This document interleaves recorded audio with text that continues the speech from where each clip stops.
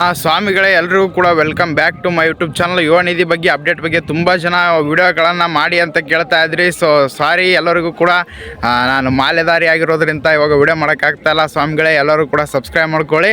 ಅದ್ರ ಜೊತೆಗೆ ಇವಾಗ ಯುವ ನಿಧಿ ಅಪ್ಡೇಟ್ ಬಗ್ಗೆ ಮಾತಾಡ್ಬಿಡೋಣ. ಯುವ ನಿಧಿ ಅಪ್ಡೇಟ್ ಬಂದುಬಿಟ್ಟು ನವಂಬರ್ದು ಅಮೌಂಟು ಯಾವಾಗ ಬರುತ್ತೆ ಅಂತ ಕೇಳ್ತಾ ಇದ್ರಿ. ನವಂಬರ್ ನಿಮಗೆ ಅಕ್ಟೋಬರ್ದು ಅಮೌಂಟ್ ಬಂದುಬಿಟ್ಟು ನವಂಬರಲ್ಲಿ ಎಲ್ಲರಿಗೂ ಕೂಡ ಬಂದಿದೆ. ಯಾರ್ದು ಕೂಡ ಫೆಂಡಿಂಗ್ ಇಟ್ಕೊಂಡಿಲ್ಲ ಅವರು ಈ ಸರಿ. ಹೋಸತಿ ಏನು ಇಟ್ಕೊಂಡ್ರು ಫೆಂಡಿಂಗ್ ಒಂದು 2 ತಿಂಗಳು ಅವಾಗ ಅದು ಅಷ್ಟೇ.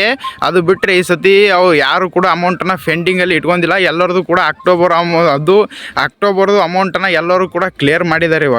ಇವಾಗ ನಿಮಗೆ ಬರಬೇಕಾಗಿರೋದು ನವಂಬರ್ದು ಅಮೌಂಟ್ ಮಾತ್ರ. ಸೊ ಅಕ್ಟೋಬರ್ದು ಅಮೌಂಟ್ ಬಂದುಬಿಟ್ಟು ನಿಮಗೆ ನವಂಬರಲ್ಲಿ ರಿಸೀವ್ ಆಯಿತು. ಇವಾಗ ನವಂಬರ್ದು ಅಮೌಂಟು ನಿಮಗೆ ಬರಬೇಕಲ್ವಾ.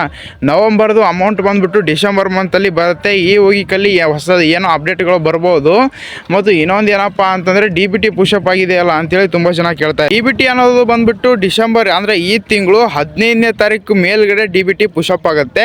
ಅದಾದಮೇಲೆ ಒಂದು DBT ಪುಷಪ್ ಆದಮೇಲೆ ಒಂದು 4-5 ವರ್ಕಿಂಗ್ ಡೇಸಲ್ಲಿ ನಿಮ್ಮ ಒಂದು ಅಮೌಂಟ್ ಬರುತ್ತೆ. ಒಟ್ಟಾರೆಯಾಗಿ ಹೇಳಬೇಕಂತಂದರೆ ಈ ಮಂತು ಒಂದು 15, 17 ಅಥವಾ 18-19ನೇ ತಾರೀಕು ಅನ್ನೋಷ್ಟರಲ್ಲಿ ನಿಮ್ಮ ಒಂದು ನವಂಬರ್ ತಿಂಗಳದ್ದು ಯುವ ನಿಧಿದು ಅಮೌಂಟ್ ಬಂದುಬಿಟ್ಟು ಈ ಒಂದು ಮಂತಲ್ಲಿ ರಿಸೀವ್ ಆಗುತ್ತೆ. ಸೊ ಅಕ್ಟೋಬರ್ದು ಒಬ್ರೊಬ್ರಿಗೆ ರಿಸೀವ್ ಆಗಿಲ್ಲ ಅಂತ ಕೇಳ್ತಾ ಇದ್ರಿ. ರಿಸೀವ್ ಆಗಿಲ್ಲ ಅಂದರೂ ಕೂಡ ಈ ಒಂದು ವೀಕಲ್ಲಿ ರಿಸೀವ್ ಆಗುತ್ತೆ. ನಿಮ್ಮ ಒಂದು ಅಕೌಂಟ್ ಸ್ಟೇಟಸನ್ನು ಚೆಕ್ ಮಾಡಿ.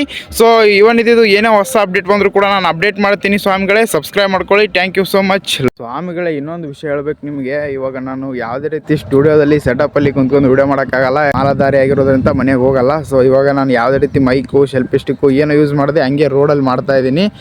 ಇದು ನಮ್ಮ ಸನ್ನಿಧಿ ಅಪೋಸಿಟ್ಟು. ಇದು ನಮ್ಮ ಸನ್ನಿಧಿ. ಇದ್ರ ಅಪೋಸಿಟ್ ಈ ಥರ ಟ್ರಾಫಿಕ್ ಮೇನ್ ರೋಡ್ ಐತೆ. ಈ ರೋಡಲ್ಲೇ ಮಾಡೋದು ನಾನು ಇವಾಗ ಸದ್ಯಕ್ಕೆ ವಿಡಿಯೋ ಅಡ್ಜಸ್ಟ್ ಮಾಡ್ಕೊಳ್ಳಿ ಸ್ವಾಮಿಗಳು.